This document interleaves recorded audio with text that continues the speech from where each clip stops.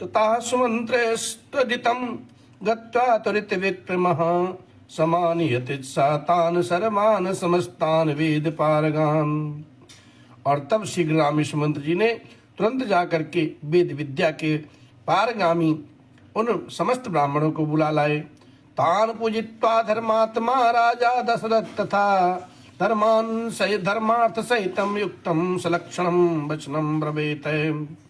धर्मात्मा राजा दशरथ ने उन सबका पूजन किया है और उनसे धर्म तथा अर्थ से युक्त मधुर वचन कहा। ममताप्यमानस्य पुत्रार्थ नास्ति वै सुखम पुत्रार्थम हयमेथेन यच्छामीति विमतिर्मम। हे महर्षियों, मैं पुत्र के लिए निरंतर संतप्त रहता हूँ, इसलिए उसके बिना इस राज्य आदि से भी मुझे सुख नहीं मिलता है।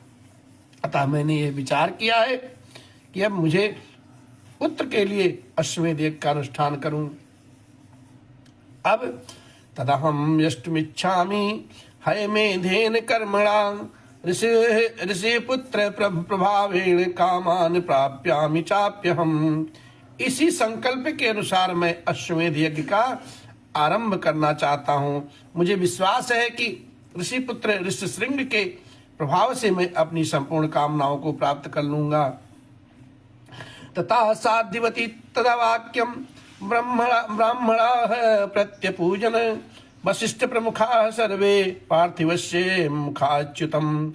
राजा दशरथ के मुख से निकले हुए इस वचन की वशिष्ठ आदि सब ब्राह्मणों ने साधु साधु कह करके सराहना की। ऋष्यशृंग पुरोगाश्च प्रत्युचर नृपति तदा संभाराः संभ्रयांतां ते तुरंगश्च विमुच्यतां सर्वाश्चोत्तरे तीरे यज्ञ भूमिर्विधीयताम्। इसके बाद ऋषिशृंग आदि सब महर्षियों ने उस समय राजा दशरथ से पुनः ये बात कही है, महाराज, यस यज्ञ सामग्री का संग्रह किया जाए, यज्ञ संबंधी अश्व छोड़ा जाए तथा सरजू जी के तट पर उत्तर तट पर यज्ञ भूमि का निर्माण किया जाए। सर्वथा प्राप्यसे ते पुत्रांश चतुरो अमित विक्रमान यस्य ते धार्मिकी बुद्धिरेयं पुत्रार्थमागता।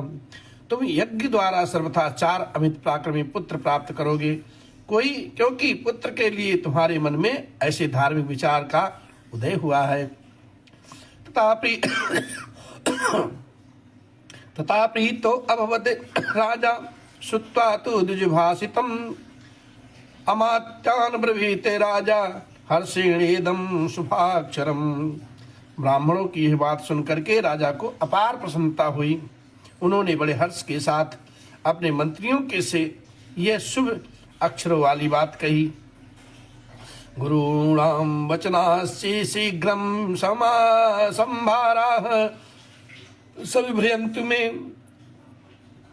समर्थात् तिष्ठत्यश्चाश्वः चोपाध्यायो विमुच्यताम्। गुरुजनों की आज्ञा के अनुसार तुम लोग शीघ्र ही मेरे लिए यज्ञ की सामग्री जुटा दो। शक्तिशाली वीरों के संरक्षण में अजीव एक अश्व छोड़ा जाए और उसके साथ प्रधान ऋतुज भी रहे। सर्वस्याचोत्तरे तीरे यज्ञ भूमिर्विधीयताम् शान्तस्यास्याभिवर्धमन्ताम् यथा कल्पम यथा विधि। सरयू के उत्तर तट पर यज्ञ भूमि का निर्माण हो। शास्त्रोक्त विधि के द्वारा क्रमशः शांति कर्म, पूर्ण आवाहन, पूर्ण वाचन आदि का विस्तार पूर्वक अनुष्ठान किया जाए, जिससे विघ्नों का निवारण हो जाए। शक्या कर्तुम मयम यज्ञः सर्वेणापि महीक्षिता नापराधो भवेत कष्टो यदस्मिन् क्रतु सत्तमे।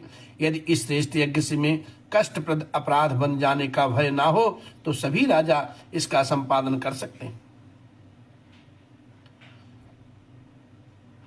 छिद्रम हे मृगयस्यन्ते ते विद्वांसो ब्रह्म राक्षसाः विधिहीनस्य यज्ञस्य श्रद्धा कर्ता विनश्यति।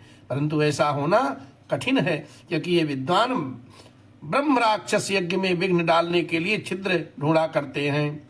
विधिहीन यज्ञ का अनुष्ठान करने वाला यजमान तत्काल नष्ट हो जाता है। तब तद यथा विधि पूर्वकम में कर्तुरेषु समाप्यते तथा विधानम क्रियताम सर्वथा कर्णस्य है।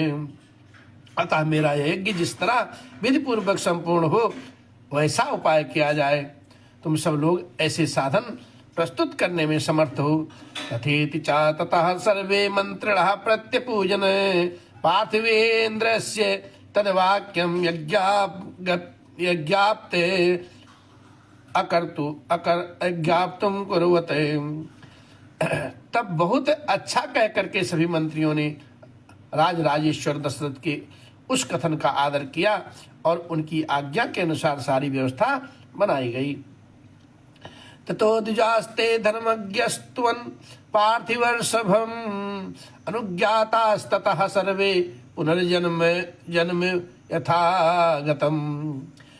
तत्पश्चात उन ब्राह्मणों ने भी धर्मज्ञ निर्प्रशिष्ट दशरथ जी की प्रशंसा की और उनकी आज्ञा पाकर सब जैसे आए थे वैसे ही फिर चले गए। गतेषु तेषु विप्रेषु मंत्रास्तान् नाराधिपः विसर्जित्वा स्वयं वेश्यं प्रविवेश महामती। राम उन ब्राह्मणों के चले जाने पर मंत्रियों को भी विदा करके वे बुद्धिमान नरेश अपने महल में गए। इसी प्रकार से श्री वाल्मीकि निर्मित आर्ष रामायण आदि महाकाव्य के बालकांड में 12वां सर्ग पूरा हुआ।